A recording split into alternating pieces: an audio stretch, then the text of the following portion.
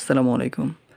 গত ভিডিওতে আমরা আলোচনা করছি যে সমান্তর দ্বারায় প্রথম টাইপ। আজকে আলোচনা করব সেকেন্ড টাইপ। দেখুন তো এই কোয়েশ্চেনটা কমন কিনা সেটা সবসময় আপনি মেইন এক্সামের দিকে পেয়ে থাকেন। চলুন শুরু করা যাক। তো আমরা দেখতে পাচ্ছি যে টাইপ 2। তো টাইপ 2টা কি আছে যে এখানে বলতেছে যে কততম পদের মান x হবে। তো এখানে x বলতে যেকোনো একটা নাম্বার বলতে পারে যে সামথিং কততম পদের মান।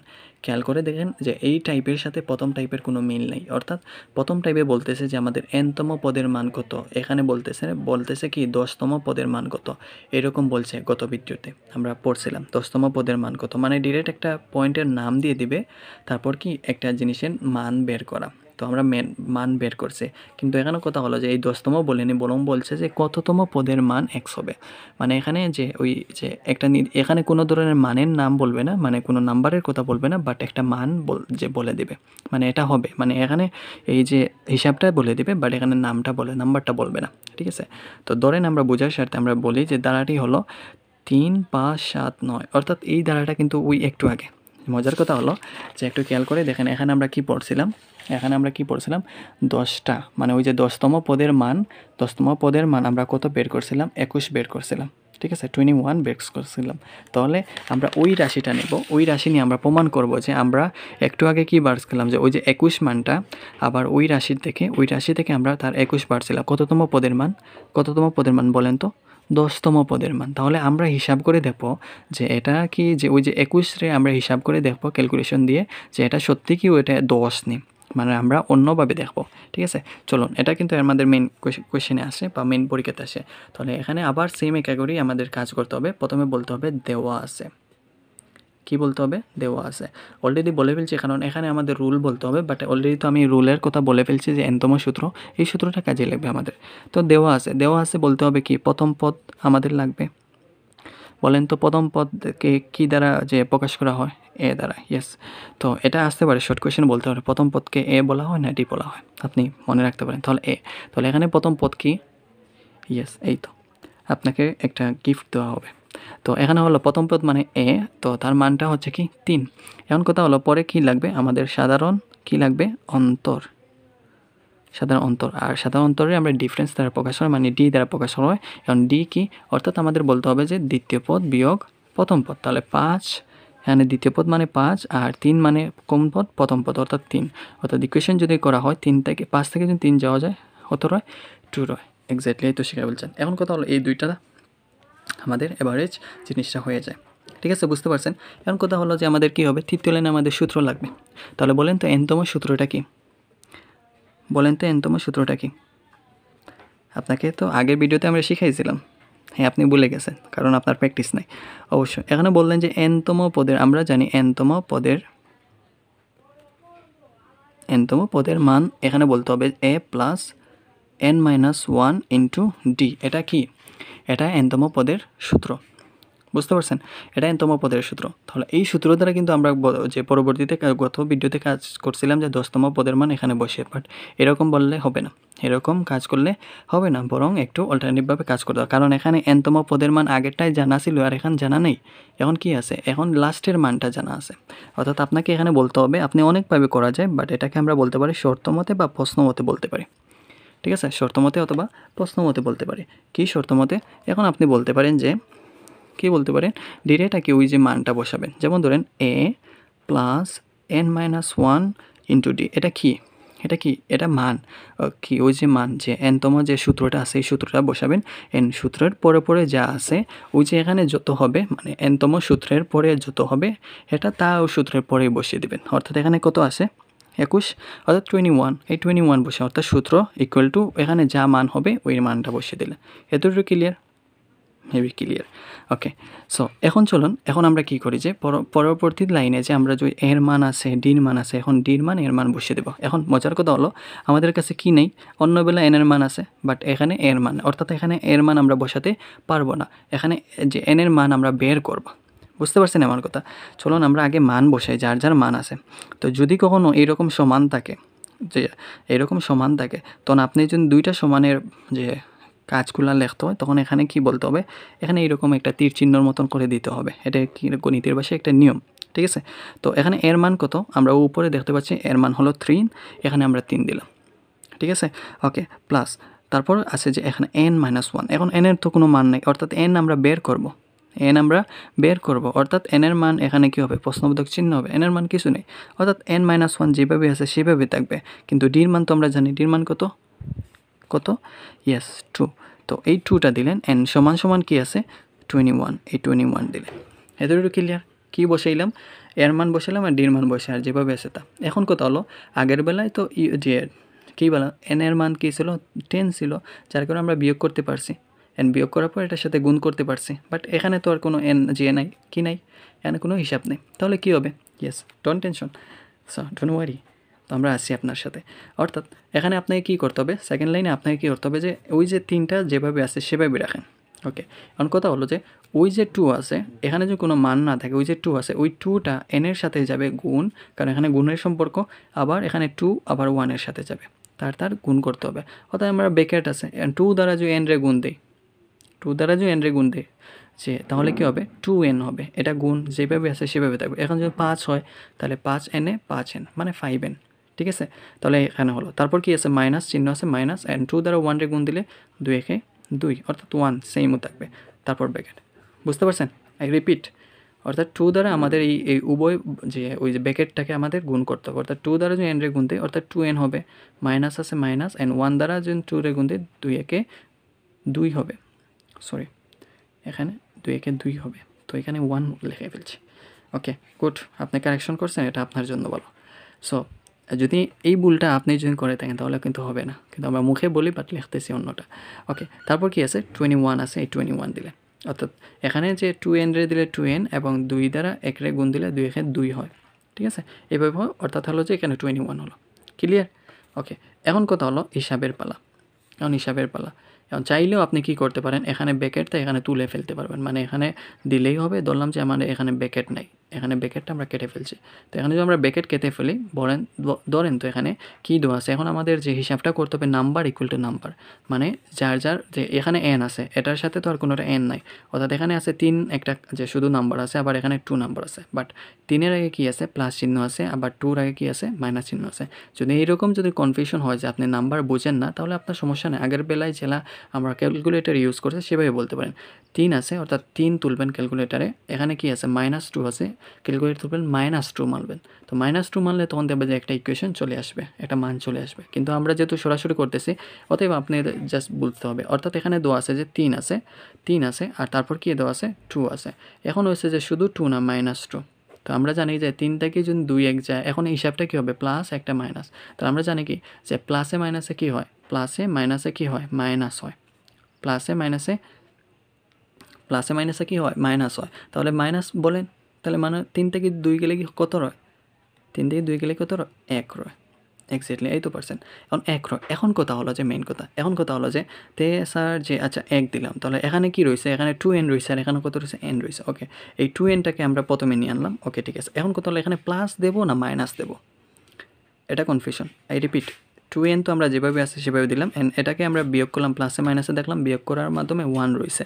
ওকে, এখন কথা হলো এখানে প্লাস বসবে না মাইনাস বসবে, এখন কথা হলো আমরা তো এখানে প্লাসে মাইনাসে তো মাইনাস বিয়োগ করছিলাম, বাট এখানে কি প্লাস বসবে না মাইনাস বসবে, এটা কনফিউশন কীভাবে দূর হবে, সবসময় খেয়াল করবেন যে এখানে যে আমরা দুইটার সঙ্গে বিয়োগ করলাম, ওই দুইটা বিয়োগের মধ্যে যে সাইন, কোন সাইনের মানে বিয়োগের সাইনটা বড় নাকি যে প্লাসের সাইনটা বড়, মানে প্লাসের সাইনটা বড় না মাইনাসের সাইন। যেমন ধরেন এখানে যদি আমরা 2 এর কথা চিন্তা করি, 2টা 3 বড় না 3 বড়, 3 2 এর ছোটো। এখন যদি আমরা আপনি বলতে পারেন স্যার 3 বড় আর কেউ বলতে পারেন 2 বড়, তাহলে এরকমভাবে হবে না, আপনারা কিন্তু বুঝতে পারছি যে 2 বড়, তাহলে 2-র আগে কোন সাইন, অর্থাৎ বড় সংখ্যার আগে যেই সাইন সেটা কিন্তু হবে, অর্থাৎ এখানে বড় সংখ্যা কোনটা 2 বড় না 3 বড়, ইয়েস 3 বড়, তা 3 সংখ্যার আগে প্লাস না মাইনাস, প্লাস, অর্থাৎ এখানে কি আসবে প্লাস আসবে। খেয়াল রাখা লাগবে যে আমাদের ম্যাথের বেলায় যখন আমরা যে প্লাসে মাইনাস হবে তখন হিসাবের বেলায় কি হবে মাইনাস হবে, বুঝছেন, হিসাবের বেলায় মাইনাস হবে, কিন্তু যখন আমাদের কি বলবে চিহ্নটা, মানে যখন মানটা বসাবো তখন মানের বেলায় কি হবে, অর্থাৎ বিগ টার্মের ক্ষেত্রে বিগ টার্ম মানে যেখানে সংখ্যাটা বড় হবে, যেই সংখ্যাটা বড় হবে তার সাথে হবে। যেমন ধরো উদাহরণ দেই, আমি এখানে 6 আসলো, -6, আবার একটা আছে যে +3, -6 +3, এখন প্লাসে মাইনাসে কি হবে মাইনাস হবে, প্লাসে মাইনাস যে প্লাসে আর কি বলছে প্লাসে মাইনাসে মাইনাস, কি হিসাবের বেলায় কী হবে মাইনাস হবে। এখন আমাকে বলেন যে যদি আমি এখন মানের বেলায় মানে এখানে যদি মান বসাতে চাই তাহলে মানের বেলায় এখানে দেখতে হবে আমাদের বড় সংখ্যার আগে কোন চিহ্ন আছে, 3 বড় না 6 বড়। ইয়েস, আপনি অবশ্যই বলবেন যে 6 বড়। তাহলে কী হবে তখন আমাদের মানটাই কী হবে মাইনাস হবে, কারণ বড় সংখ্যার আগে মাইনাস। ঠিক আছে, এজন্য আমরা কি দিলাম এখানে প্লাস দিলাম। বুঝতে পারছেন? এখন গেল প্লাস চিহ্ন দেওয়ার পর আমাদের কি রয়েছে এখানে 1 রয়েছে, এই 1টা আমরা এখানে দিলাম অ্যান্ড আর তো কিছু রয়েছে না, সমান সমান 21, এই 21টা দিলাম। তো তারপর আমরা গেলাম একটু, এখন কথা হলো যে ওই যে 2n রয়েছে আমরা কিন্তু n এর মান বের করবো, অর্থাৎ 2n ওই যে নাম্বারটা যেটা আছে ওই নাম্বারটা আলগা নাম্বারটা ওই নাম্বারের সাথে সামঞ্জস্য করতে হবে, মানে সে ওই দিকে নিতে হবে ডান দিকে। তো এখানে জাস্ট 2nটাকে আমরা একলা রেখে দেবো, সমান সমান দেবো এখানে যে 21 আছে। এখন কথা হলো এই জায়গার যে চিহ্নটা হলো যে +1, বাট আমরা জানি এক দিকের জিনিস অন্য দিকে গেলে সাইনের পরিবর্তন হয়। তাহলে সাইনের পরিবর্তন কিভাবে আপনি না জানেন জাস্ট জেনে যান, যে যেমন ধরেন যদি একটা যে বাম পাশের ডান পাশের যে বাম পাশের যদি প্লাস হয় যখন একটা কি যে ডান পাশে চলে যায় তখন এটা মাইনাস চলে আসে, আর মাইনাস যদি হয় বাম পাশে তখন যে এই সাইডে গেলে প্লাস চলে আসে। ঠিক আছে, আর আরেকটা কি আছে এখানে যদি বাম পাশে যদি হয় যে গুণ তাহলে এই জায়গায় কি হবে ভাগ চলে আসে, আর এখানে যদি ভাগ হয় তাহলে এটা কি আসে গুণ চলে আসে, অর্থাৎ এই দুইটার সাথে এটার সংমিশ্রণ আর এই দুইটার সাথে এটার সংমিশ্রণ। বুঝতে পারছেন আশা করা যায়। ইয়েস, তাহলে এখানে কি আসলো যে আমাদের এখানে +1 আছে, তাহলে এখানে কি হবে এই ক্যাটাগরি যে আমার এখানে প্লাস আছে, উত্তর কি হবে মাইনাস আসবে। ইয়েস, অর্থাৎ এখানে -1 আপনাকে দিতে হবে, আমি -1 দিলাম। ওকে, তো -1 দেওয়ার পর এখানে 2nটা যেভাবে আছে সেভাবে বসাবেন, অর্থাৎ যে 21 থেকে যদি 1 বিয়োগ যায় তাহলে কি হবে আমাদের থাকবে কি 20 থাকবে, অর্থাৎ 20 থাকবে 20। তো এইরকম 20 হবে। এখন 20 হলে তো হবে না, এখন কথা হলো যে আরেকটা রয়েছে, অর্থাৎ আরেকটা কি এখন অতএব জাস্ট শেষ পার্সে, অর্থাৎ এখানে 2n আছে বাট আমার কি মানের দরকার n এর মান দরকার, অর্থাৎ n টানলাম। এখন কথা হলো যে আমরা আগে দেখছিলাম এই 1 এর সম্পর্কটা হলো প্লাস, যার কারণে এখানে গিয়ে মাইনাস হয়েছে। তো এইভাবে আমরা শিখাচ্ছি প্লাস যে এখানে যখন গুণ থাকে এখানে ভাগ থাকলে এখানে গুণ হবে। বলেন তো যে এই 2n এর সম্পর্কটা কি, এটা কি প্লাস? নো, এটা কি হবে এটা গুণের সম্পর্ক, অর্থাৎ এই জায়গায় যখন গুণ হয় তাহলে আমরা কি দেবো এখানে ভাগ দেব। এই তো ভাগ, এখানে আপনাকে ভাগ দিতে হবে, অর্থাৎ বরং কি করতে হবে ওই 20 তো উপরে আছে 20টা দিতে হবে অ্যান্ড ভাগের চিহ্ন আমরা এইভাবে দিতে পারি, আর ওই 2টা এই সাইডে গিয়ে কোথায় যাবে নিচে যেতে পারে। বুঝছেন? অথবা আমরা দিতে পারি এভাবে যে 20 ভাগ কি দিতে পারি 2 দিতে পারি, যেটা ভালো লাগে এভাবে। এখন যদি আমরা 20 দ্বারা যদি 2 দ্বারা যদি 20 আমরা ভাগ দিই তখন মান কত হবে 10 দুগুণা কত হবে 20 হবে। যদি না পারেন ক্যালকুলেটর ইউজ করেন, বাট এটা তো কমন সেন্স। তাহলে কত হলো n এর মান কত হলো 10 হলো, অর্থাৎ আমরা বলতে পারি n এর মান কত 10। এখন কত হলো এখন বলতেছে যে কততম পদের মান 21 হবে, তাহলে এখানে বলছে যে n এর মান 23। এরকম বলতে হবে আপনাকে যে 10তম পদের মান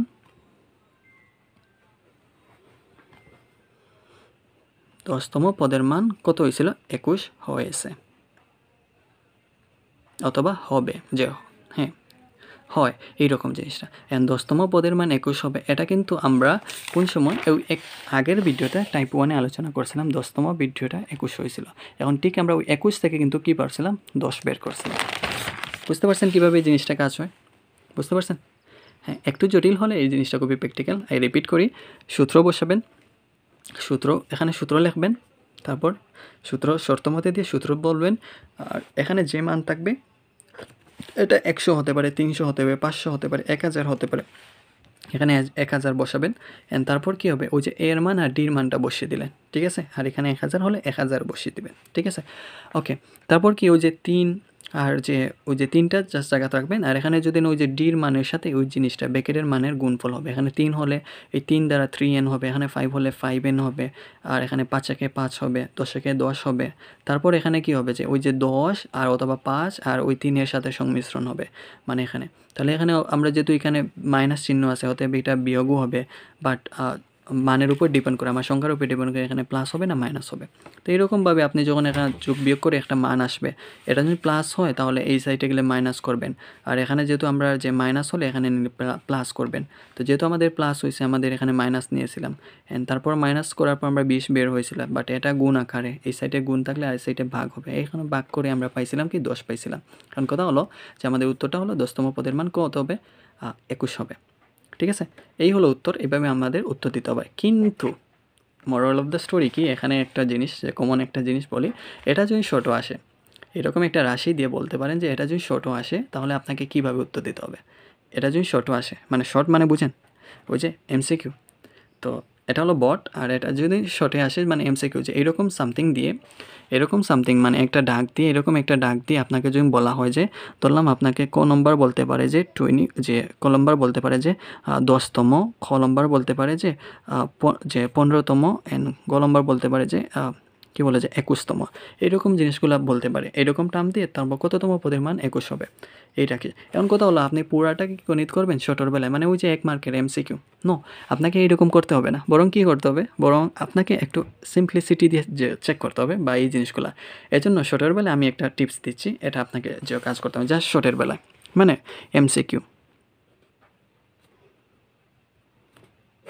ঠিক আছে। এটা কি টিপস এমসিকিউর বেলায়, অর্থাৎ এমসিকিউর বেলায় টিপসটা কি, ধরবেন এখানে এ, এখানে কথা হলো এখানে এ লিখে আছে, ওকে, এ মাইনাস এ, এ মাইনাস এ, এতটুকু ঠিক আছে, এটা লেখেন, সমস্যা নেই, আপনিও লেখেন এ মাইনাস এ, তারপরে আসে বাঘ কি দিবেন, ডি দিবেন, বাঘ ডি দিবেন, তারপর +1 দিবেন, বাঘ ডি। এখন কথা হলো ই এ কোথায় আর ই এ কোনটা, সবসময় মনে রাখবে যে ই এ হলো প্রথম, এ হলো যে লাস্ট এ, মানে এটাকে আমরা এল দ্বারা প্রকাশ করি লাস্ট, আর ই এল এ মানে মানে একটা হলো ফার্স্ট মানে প্রথম, ঠিক আছে।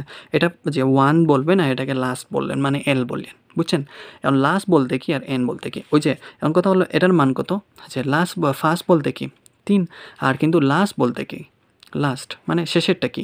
এখন কথা হলো শেষেরটা বলতে আপনাকে কি কিছু করতে হবে, বরং ওই কোয়েশ্চেনে যখন বলবে যে কততম পদের মান অত হবে, ওই সংখ্যাটা মানে লাস্ট, মানে এখানে যদি 21 হয় ওই সংখ্যাটাও লাস্ট, অর্থাৎ এখানে 21 হলে তাহলে আমাদের সূত্রের প্রথমে 21 আসবে, আর তারপর বলছেন না যে A1 মানে 1 নম্বর পদ, মানে এখানে কি হবে 3 হবে। তাহলে এখন আমরা বের করি, তো বের করেন যদি এখানে যদি আমরা বলি যে এখানে কি দেওয়া আছে 21 আছে, অ্যান্ড 21-এর পর কি আছে মাইনাস চিহ্ন, আর A1 বলতে এখানে মানের কথা 3, তো এখানে আমরা 3 দিলাম, ব্র্যাকেট দেন, ঠিক আছে, ব্র্যাকেট দিলাম, তারপর কি দেওয়া আছে বাঘ চিহ্ন আছে, অ্যান্ড ডির মান তো আমরা সরাসরি বের করতে পারি, ডির মান হচ্ছে যে কত 2 ব্যবধান, কত ব্যবধান 2 ব্যবধান, এখানে 2 দিলেন, আর তারপর কি আছে প্লাস আছে, প্লাস কত আছে 1 আছে।